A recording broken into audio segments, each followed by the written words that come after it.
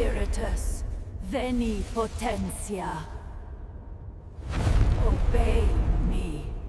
बारिश उस रात अजीब सी थी, न तेज न हल्की, बस मुसलसल, जैसे आसमान किसी राज को छुपाने की कोशिश कर रहा हो। गांव के किनारे वाका पुराना सा घर अंधेरे में डूबा हुआ था।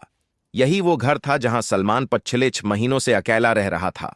सलमान पहले ऐसा नहीं था, हंसता बोलता, सबसे घुल मिलकर रहने वाला लड़का।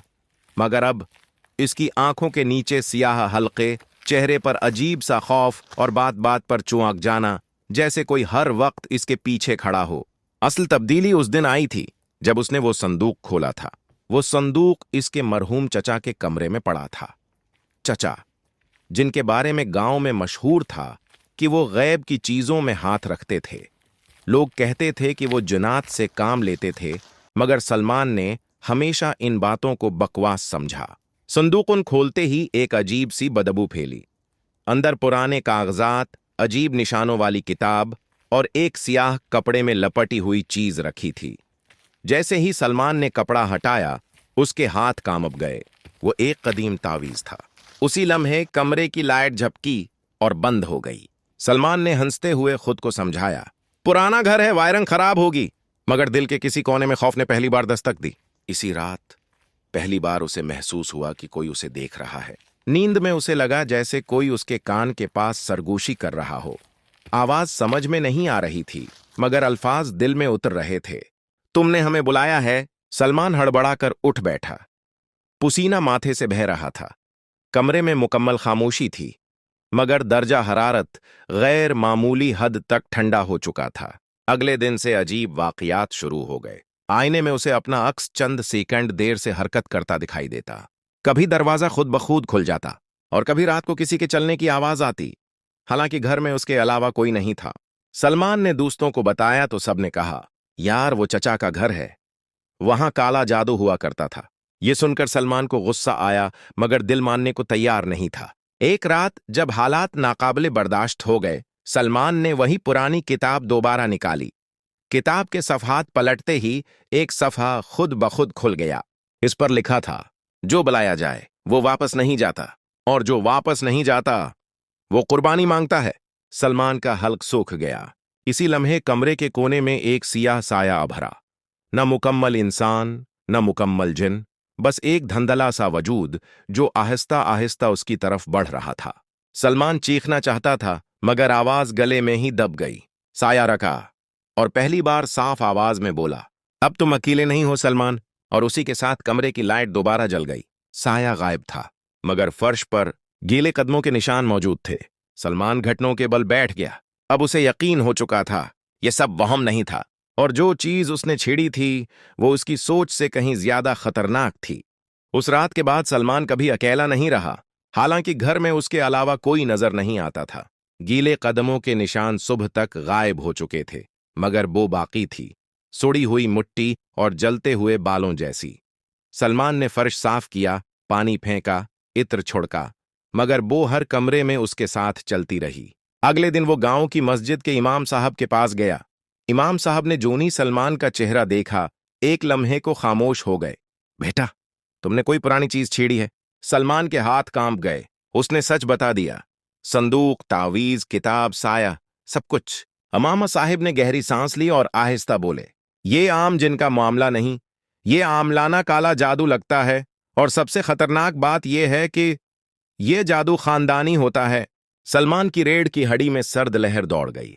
खानदानी? हाँ, इमाम साहब बोले, तुम्हारे चचा ने जो बुलाया था वो किसी एक के मरने से खत्म नहीं होता। वो नस्लों तक चमट जाता है जब तक कुर्बानी पूरी ना हो। इसी रात सलमान ने पहली बार हकीकी हमला महसूस किया। रात के तकरीबन 3 बजे उसे ऐसा लगा जैसे कोई उसके सीने पर बैठ गया हो। सांस बंद होने लगी। आंखें खुली थीं, मगर जिस्म हल नहीं पा रहा था। कमरे के कोने में वही साया मौजूद था, अब पहले से ज्यादा वाज़ेह। उसकी आंखें नहीं थीं, मगर सलमान को साफ महसूस हो रहा था कि वो देख रहा है। तुम डर रहे हो? आवाज अब सीधी उसके दिमाग में गूंज रही थी। सलमान के कानों से खून निकल आया। दिल जोर जोर से धड़क रहा था। डर ही हमारी ताकत है, और तुमने हमें बहुत दिया है सलमान। अचानक साय ने अपना हाथ बढ़ाया। वो हाथ इंसानी नहीं था, लंबा, हड्डियों से भरा, और अंगुलियों पर नाखून नहीं, काले कांटे थे। सलमान चीख भी न सका। इसी लम्हे अजान फजर की आवाज बुलंद हुई। साया पीछे हटा, जैसे जल गया हो। कमरे का दर्जा हरारत नॉर्मल हुआ और सलमान बेहोश हो गया। जब होश आया तो उसकी कमीज पर खून के निशान थे, मगर जिस्म पर कोई जख्म नहीं था। अब बात वादे हो चुकी थी। ये चीज सिर्फ डराने नहीं आई थी, ये कुछ लेने आई थी। सलमान ने शहर जाकर एक मशहूर आमिल बाबा नईम शाह से राबिता किया। वो शख्स काला जादू खत्म करने के लिए जाना जाता था और सच बोलने के लिए बदनाम भी। बाबा नईम ने जोनी सलमान के हाथ में तावीज देखा, फौरन फेंक दिया। ये तावीज नहीं, ये माहिदा है, बाबा नईम ने सख्त लहजे में कहा। तुम्हारे चचा ने जनाती सुफली से ताकत ली थी। बदले में वादा किया गया था कि हर नस्ल से एक जान दी जाएगी। सलमान का दिमाग सुन हो गया।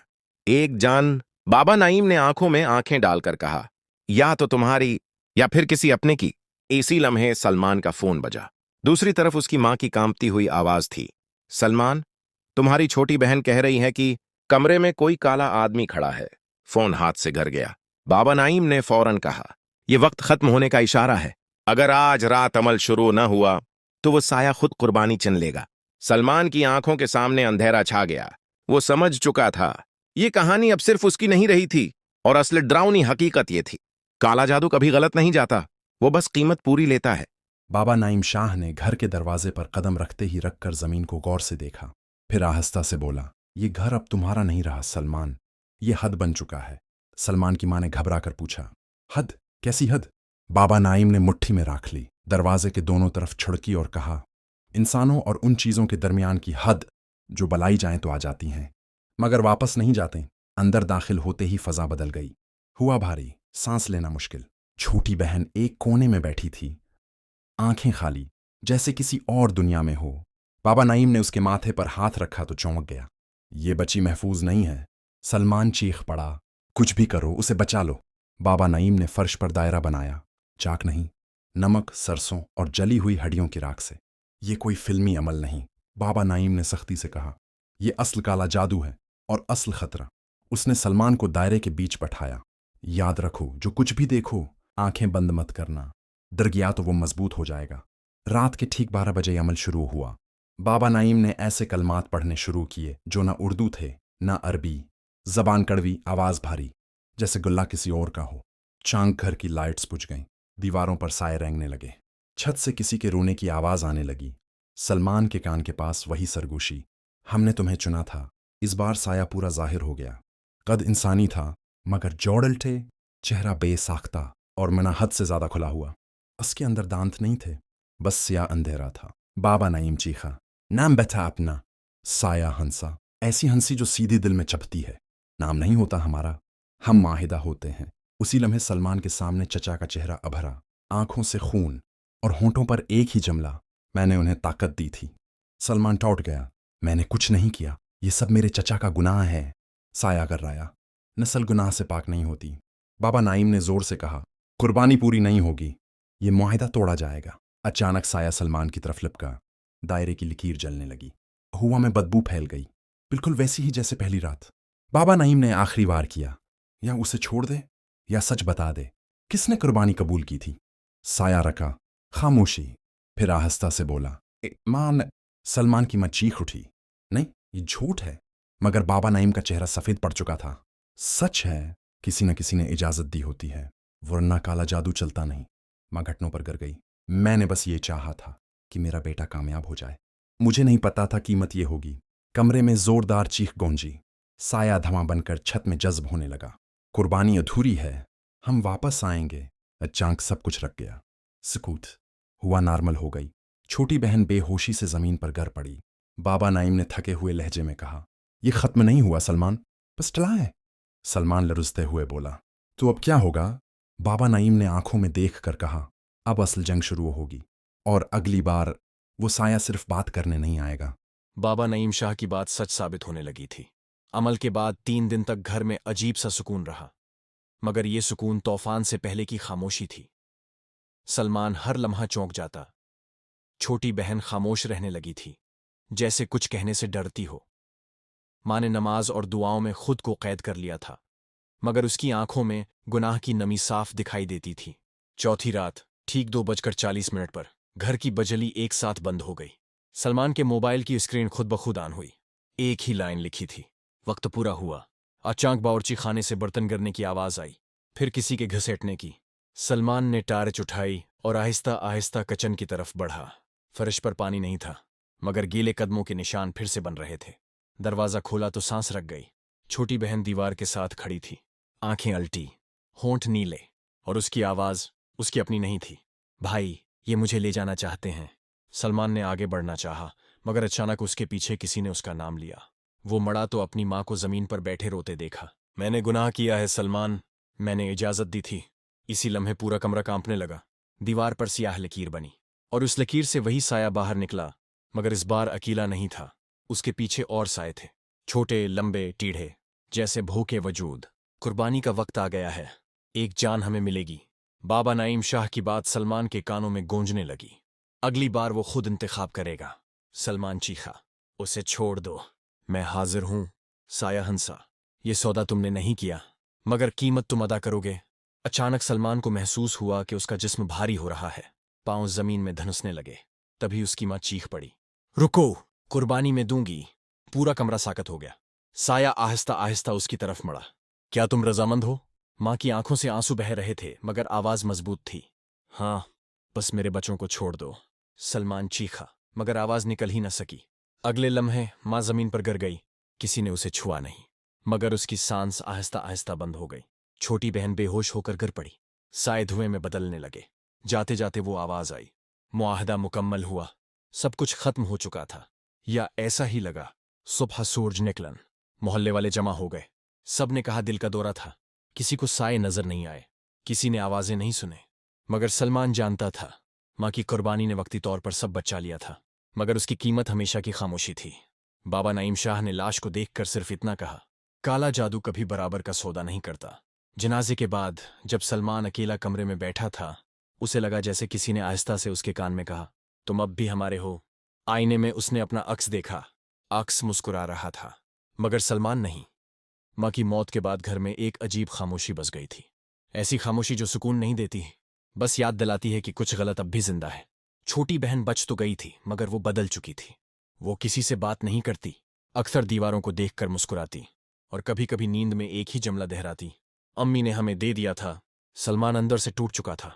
उसे लगता था कुर्बानी के बाद सब खत्म हो जाएगा, मगर असल हकीकत तब सामने आई जब एक रात वो अकेला बैठा कुरान पढ़ रहा था। अचानक आयत वही की वही रहने लगी। सफ़ा पलटता, मगर लफ्ज़ बदलते नहीं। फिर किताब बंद हो गई। कमरे में हल्की सी हंसी गूंजी। आईने में वही मुस्कुराता अक्स दोबारा नजर आया। इस बार वो बोला, अब तुम समझ रहे हो ना? सलमान पीछे हटा। समझ गया हूं कि तुम चले नहीं गए। अक्स ने सर हिलाया। हम कभी जाते ही नहीं। कुर्बानी हमें खत्म नहीं करती, वो हमें मुंतकिल करती है। सलमान का दिल बैठ गया।